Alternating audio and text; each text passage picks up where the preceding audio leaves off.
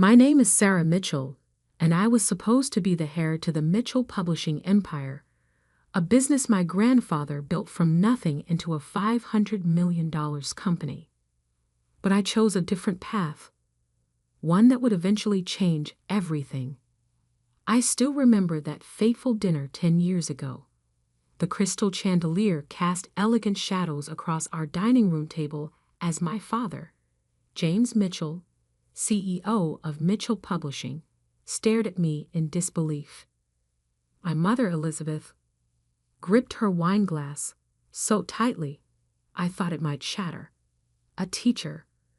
My father's voice was dangerously quiet. You want to throw away your business degree, your inheritance, everything we've built, to become a teacher. I sat straighter in my chair, fighting to keep my voice steady. Yes, I've already accepted a position at Riverside Elementary School. The silence that followed was deafening. Then my father laughed, a cold, harsh sound that made me flinch. This is ridiculous. You're just going through a phase. You'll come to your senses. It's not a phase, Dad. This is what I want to do with my life. I want to make a difference in children's lives, not just chase profit margins. My mother set down her wine glass with a sharp clink. Sarah, darling, be reasonable. You're our only child. The company needs you. Your father needs you. The company needs someone who's passionate about publishing, I countered. That's not me. It never has been. My father's face darkened. I've spent 30 years building this company, expanding what your grandfather started. I didn't do all this just to watch you throw it away for some childish fantasy of teaching finger painting. Dad, He slammed his fist on the table, making the silverware jump. No, I won't allow it. You will take your place at Mitchell Publishing. Or what? I challenged, though my heart was pounding. Or you're no longer part of this family. My mother gasped. James, I mean it, he continued, his voice like steel. If you walk away from this company, you walk away from everything. Your trust fund, your inheritance, this house, all of it. You'll be dead to us. I looked at my mother, hoping for support, but she just stared at her plate, shoulders trembling slightly. The weight of the moment pressed down on me like a physical force. Everything I'd ever known, my entire life of privilege and security, balanced against my dreams. I stood up slowly, my chair scraping against the hardwood floor. Then I guess I'm dead to you. Sarah, please, my mother whispered, but I was already walking away. That night, I packed what I could into my car, some clothes, my laptop, and a few precious photos. The trust fund would be gone by morning, I knew. My father never made idle threats. I had $5,000 in my personal account, barely enough for first and last month's rent on a tiny apartment. As I drove away from the mansion I'd called home for 24 years, tears blurred my vision. But beneath the grief and fear, there was something else, determination. I would prove them wrong. I would show them that success wasn't just measured in dollar signs and profit margins. My first apartment was a studio in a rundown building on the east side of town. The roof leaked when it rained, the neighbors fought constantly, and the heating barely worked in winter. But it was mine, earned with my own money from my teaching salary.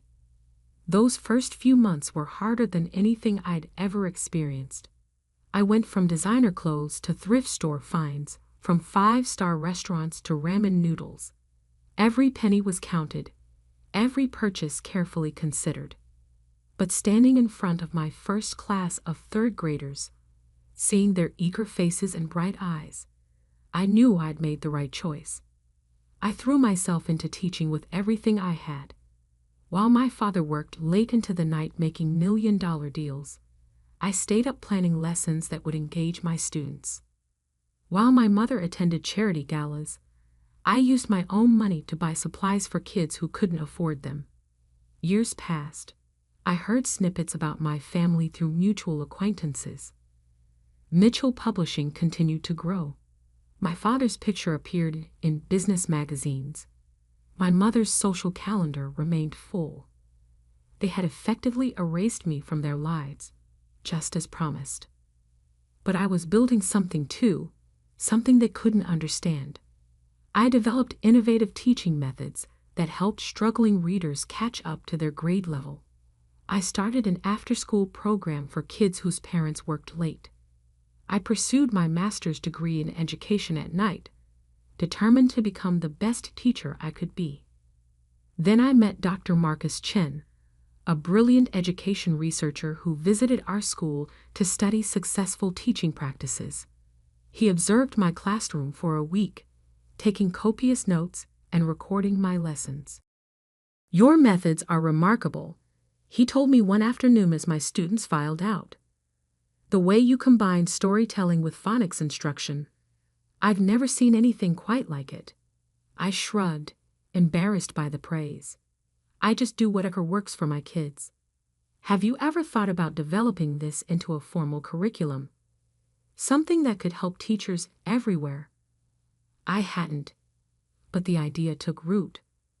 Over the next year, working with Dr. Chen, I documented everything I'd learned about teaching reading. We conducted research studies, gathered data, refined the methods. The results were extraordinary. Students using my curriculum advanced an average of 2 grade levels in reading within 1 year. Education companies started calling. Publishers wanted to distribute the curriculum nationwide. Speaking invitations arrived from teaching conferences. Suddenly, the girl who'd walked away from a publishing empire was building something of her own. I called it Read Right, a comprehensive literacy program that combined traditional phonics with storytelling and emotional engagement. Within 2 years, it was being used in schools across the country. The royalties started small, but grew steadily. I used the money to create a foundation that provided free books and teaching materials to underfunded schools.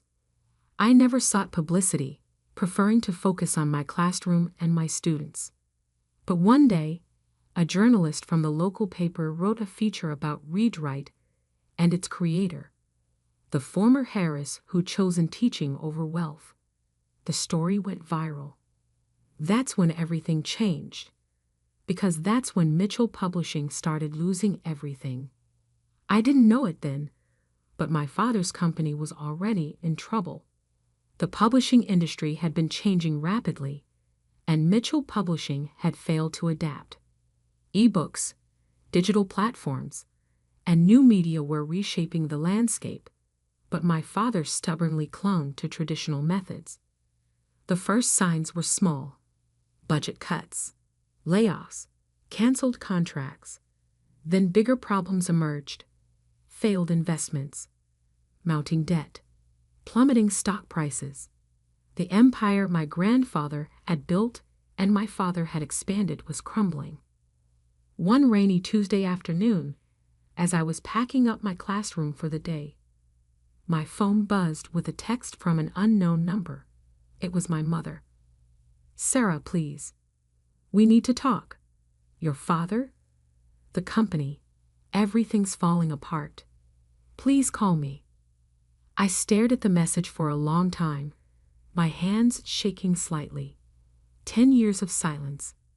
And now this. Part of me wanted to delete the message, to maintain the wall they built. But another part remembered the little girl who'd once adored her father, who'd sat on his lap in his big office and played with his fancy fountain pens. Before I could decide what to do, another text arrived. This one made my blood run cold. "The bank is foreclosing on the house. We have nowhere to go."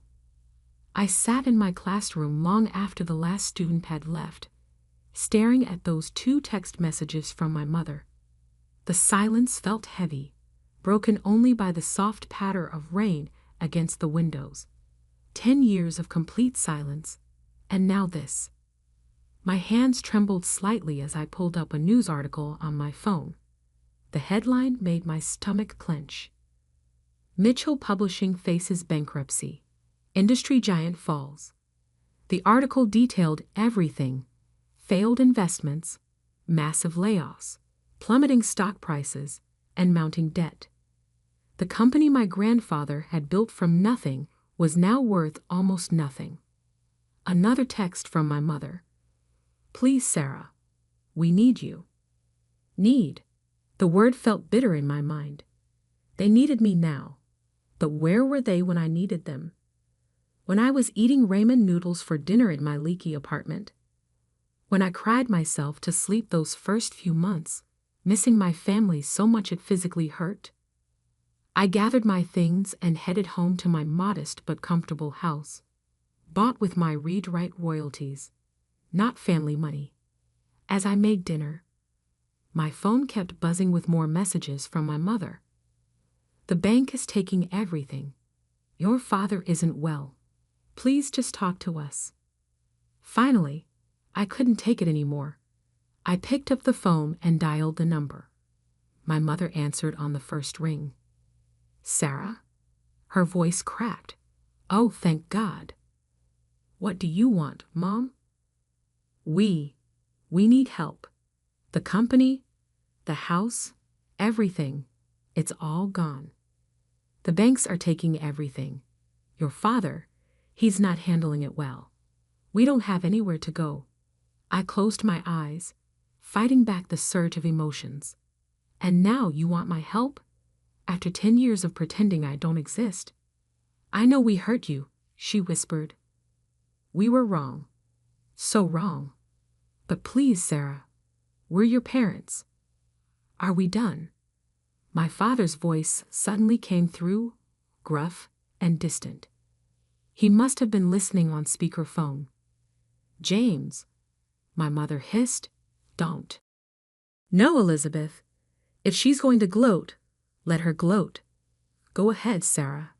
Tell us how we deserve this. Tell us how karma finally caught up with us." His words sparked something in me. Not anger, exactly, but a deep, aching sadness. "Is that what you think of me, Dad? That I'd enjoy seeing you suffer?" Silence. "I never wanted this," I continued. "I just wanted to teach, to make a difference in children's lives. Why wasn't that enough for you?" "Because it was beneath you," he exploded. "A Mitchell, teaching elementary school. We had bigger plans for you." "Your plans?" I corrected him. "Not mine. Never mine." More silence. Then my mother's voice again, small and desperate. "Sarah, please. We have nowhere else to turn." I took a deep breath. "Come to my house tomorrow at noon. We'll talk." After I hung up, I sat in my kitchen for a long time, thinking about everything that had led to this moment. I thought about my grandfather, who started Mitchell Publishing with nothing but a used printing press and a dream. I thought about my father, who expanded that dream into an empire. And I thought about myself, the heir who chose a different path entirely. The next day, exactly at noon, the doorbell rang. I opened it to find my parents standing there, and the sight of them shocked me. My father, once the picture of corporate success in his expensive suits, wore wrinkled chackies and an old polo shirt. My mother's designer clothes had been replaced by simple jeans and a sweater. They looked older, smaller somehow. "Come in," I said, stepping aside. They entered hesitantly, looking around my home with a mixture of curiosity and something else. Was it shame? The house wasn't fancy by their standards, but it was warm and welcoming, filled with books and student artwork and comfortable furniture. "Would you like some coffee?" I asked, falling back on politeness to ease the tension. They nodded, and I led them to the kitchen. As I prepared the coffee, I could feel their eyes on me, taking in every detail of my life that they'd missed. "Your house is nice," my mother offered. "It's mine," I replied simply, "paid for with my own money." My father shifted uncomfortably. "Sarah, about the company." "I know." I cut him off. "I've read the news. The digital revolution caught up with you, didn't it?" He flinched. "We thought print would always have its place. We didn't see the changes coming fast enough. And when we finally tried to adapt," he spread his hands helplessly. "What exactly do you want from me?" I asked, placing their coffee cups on the table. My mother reached for her purse and pulled out a thick folder. "We've been following your success with Read Write.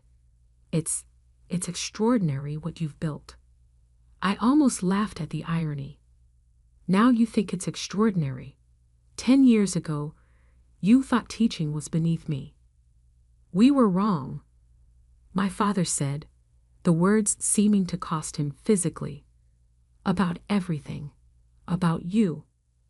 My mother opened the folder, revealing financial documents and contracts. Mitchell Publishing still has some valuable assets: the infrastructure, the distribution networks, the relationships with authors and retailers. With the right digital strategy. I held up my hand. "Stop. Just stop. Are you actually here to ask me to save the company?" They exchanged glances. "We thought," my father said carefully, "given your success with educational publishing, maybe I'd want to swoop in and rescue the family business. The same business you threw me out of." "Sarah," my mother pleaded, "we know we don't deserve your help. But this isn't just about us. There are hundreds of employees who will lose their jobs, authors who depend on us, your grandfather's legacy." "Don't," I snapped. "Don't you dare use Grandpa against me. He built that company from nothing. He understood the value of hard work, of following your passion. He would have supported my choice to teach." My father's face darkened. "You don't know that." "Actually, I do." I stood and walked to my home office, returning with a framed letter. "He wrote this to me just before he died, when I was still in college.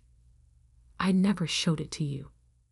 I handed the letter to my father, watching as he read it, my mother peering over his shoulder. I knew the words by heart. "My dearest Sarah, your father tells me you're struggling with your future, torn between the company and your dream of teaching. Let me tell you something. I didn't build Mitchell Publishing because I wanted to be rich. I built it because I loved books, loved the way they could change lives and open minds. If teaching is your passion, if that's how you want to change lives, then follow that path with all your heart. Success isn't measured by the size of your bank account, but by the lives you touch. All my love, Grandpa." My father's hands trembled as he lowered the letter. He never said. "You never asked," I replied quietly. "You were too busy building your empire to notice it was crushing me." My mother wiped tears from her eyes. "We've made so many mistakes, Sarah. With the company, with you, everything." I took the letter back, carefully returning it to its frame. "Yes, you did. And now you want me to fix them." "We don't deserve your help," my father admitted. "But those employees, their families." I looked at my parents. Really looked at them. The arrogance was gone, replaced by genuine desperation and perhaps a glimmer of understanding. They had lost everything that they thought mattered, only to realize too late what really did matter. "I'll think about it," I said finally. "Not for you, but for Grandpa's legacy and for those employees. Send me the complete financial records and current contracts. I'll have my team look them over. My father's head snapped up. Your team? I allowed myself a small smile. Did you think Read-Write runs itself? I have a full staff of educational publishers, curriculum developers, and digital content specialists. We're not just selling books, Dad. We're changing how children learn to read. For the first time, I saw something new in my father's eyes as he looked at me. Respect. After they left, I sat in my home office, looking at the wall of thank you letters from students, teachers, and parents whose lives had been touched by Read-Write. Next to them hung my first paycheck as a teacher, framed as a reminder of where I started. I picked up my phone and called Marcus Chin, my business partner and the brilliant researcher who had helped me develop Read-Write. Marcus, remember how we talked about expanding into traditional publishing? I think I have an opportunity for us. How do you feel about saving a century-old publishing house? Mitchell Publishing? He asked. Are you sure about this, Sarah? I looked at my grandfather's letter, then at a recent photo of my third-grade class. Yes, I said firmly, but we're going to do it my way. The Mitchell Publishing headquarters looked exactly as I remembered it, a towering glass and steel monument to my family's legacy. But now, walking through the revolving doors as CEO of Read-Write Educational Publishing, it felt different. I wasn't here as the prodigal daughter returning to take her predetermined place. I was here as a successful businesswoman, ready to negotiate on my own terms. The boardroom fell silent as I entered, followed by my team from Read-Write. My father sat at the far end of the table, looking small in his once powerful chair.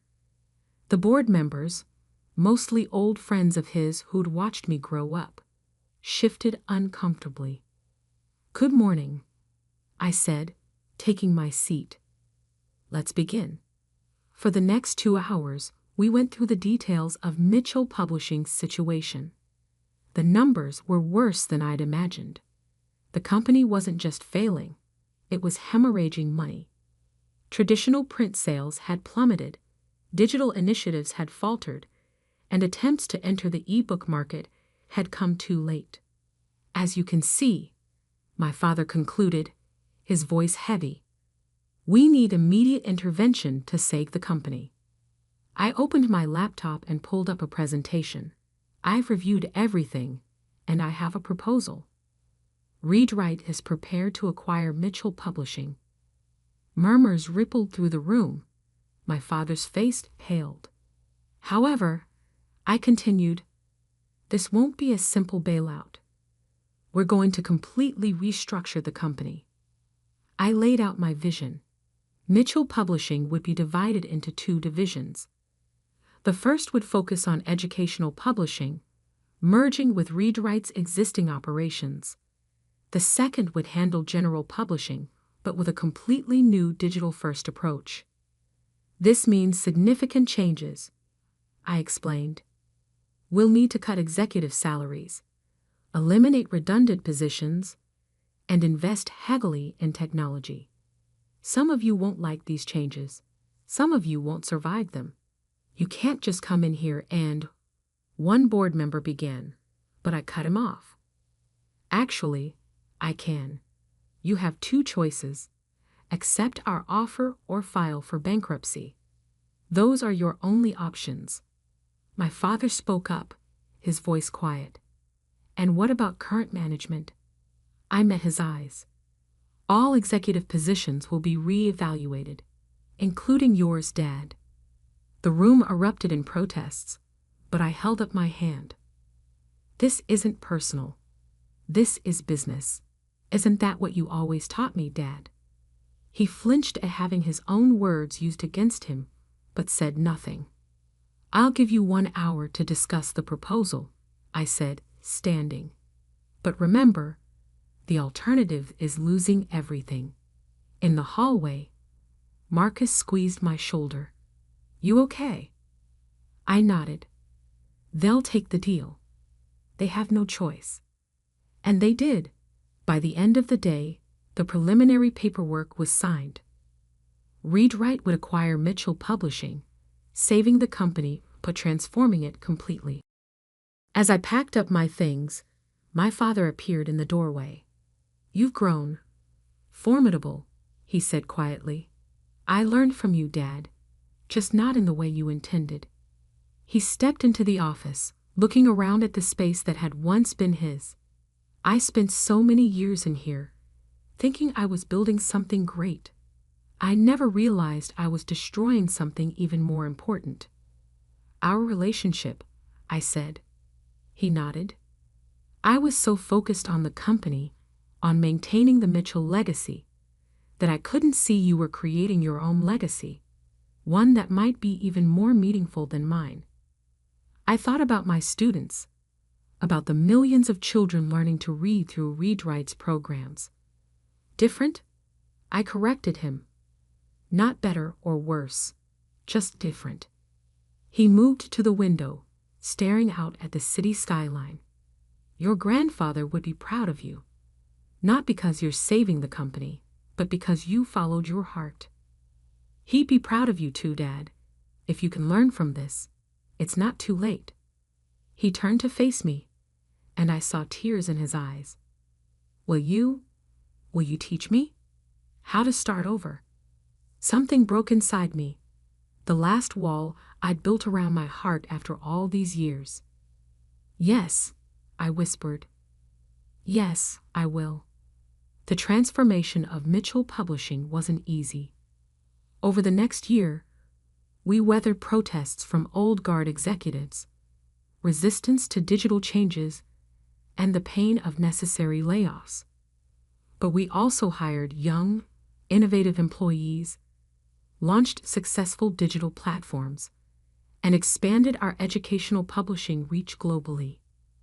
My father stepped down as CEO, but took on a new role, mentoring young authors and editors. He found, to his surprise, that he loved working directly with creative people instead of just managing spreadsheets. My mother, after some soul-searching, started a literacy program for adults, using Read-Write's methods to help parents learn alongside their children. 1 year after the acquisition, I stood in my third-grade classroom, teaching my regular morning lessons. I had refused to give up teaching completely, though I now only taught part-time.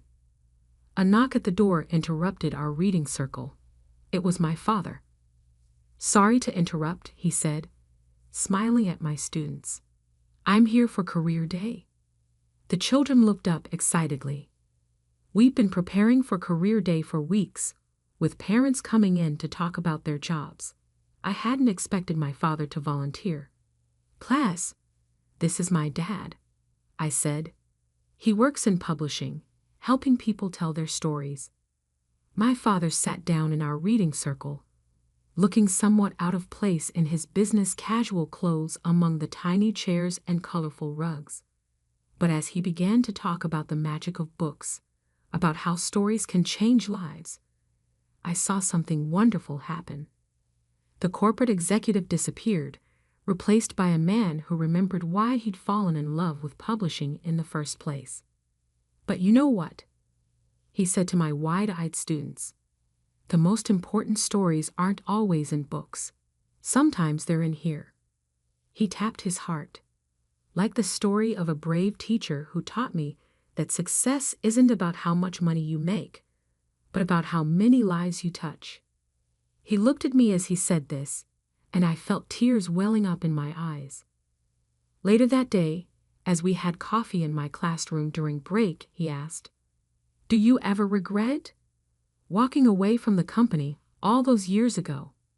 I looked around my classroom at the student artwork on the walls, the books in our reading corner, the small awards Read-Write had won for educational innovation.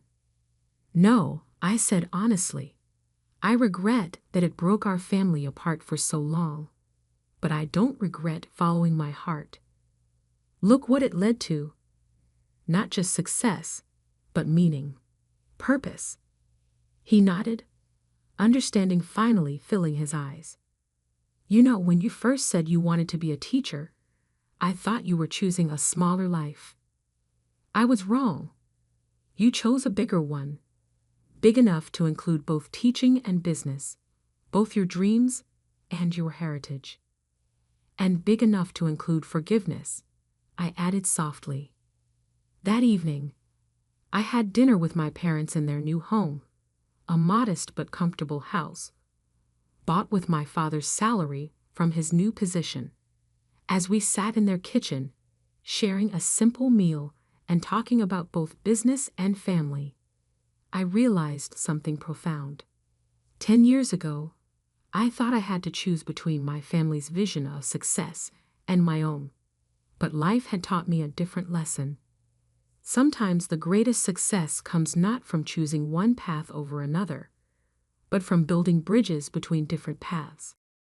My grandfather's letter hung framed in my office at both Readwright and Mitchell Publishing, a reminder of his wisdom. Success isn't measured by the size of your bank account, but by the lives you touch. By following that wisdom, I hadn't just saved my family's company, I had saved my family itself. The next morning, I stood before my class of third graders, teaching them about storytelling and grammar. On my desk sat acquisition reports and publishing contracts waiting for my review. And in my heart lived a certainty that I had finally found my own definition of success, one that encompassed both the teacher and the businesswoman, both the daughter and the leader, both the past and the future.